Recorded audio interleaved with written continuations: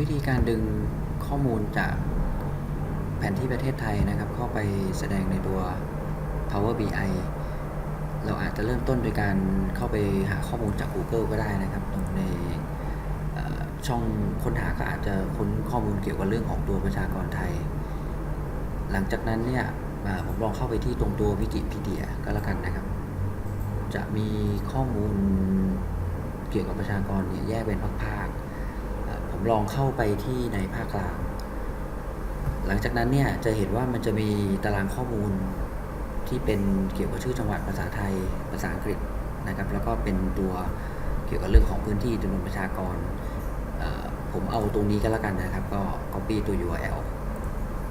หลังจากนั้นเนี่ยผมกลับมาที่ตรงตัว Power BI แล้วหลังจากนั้นจะใช้วิธีการ get data แล้วก็เข้าไปที่ตัวข้อมูลประเภทเว็บนำข้อมูลURL ที่ผม copy มาเมื่อกี้ครับเอามาวางแล้วหลังจากนั้นก็โหลด data เข้ามาข้อมูลที่มีอยู่จะมีอยู่หลายตารางนะครับแต่ว่าตัวที่เราจะต้องการจริงๆน่าจะเป็นตารางนี้ก็คือตัว table 1ผมโหลด data ตัว table 1เข้ามา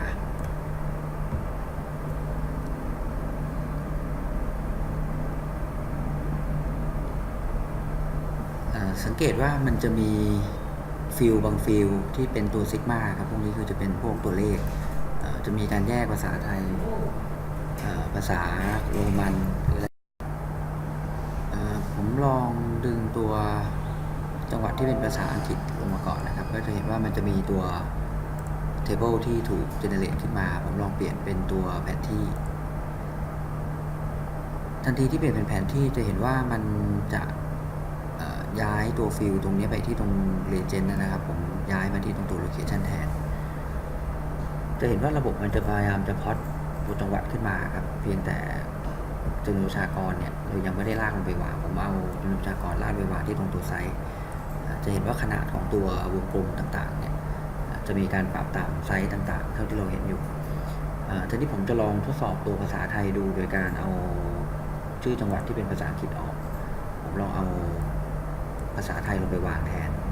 นะครับตรงในช่อง location จะเห็นว่าเวอร์ชันนี้เป็นตัวเวอร์ชันเดือนมีนาคม2561ก็สามารถที่จะเห็นชื่อจังหวัดเป็นภาษาไทยได้แล้วผมถือว่าค่อนข้างโอเคเลยครับสำหรับตัวนี้ซึ่งก่อนหน้านี้เท่าที่เคยทดลองมา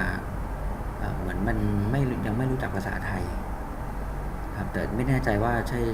จะต้องเป็นเฉพาะเวอร์ชันมีนาคมหรือเปล่าหรืออาจจะเป็นก่อนหน้านี้ก็อาจจะเป็นไปได้ครับ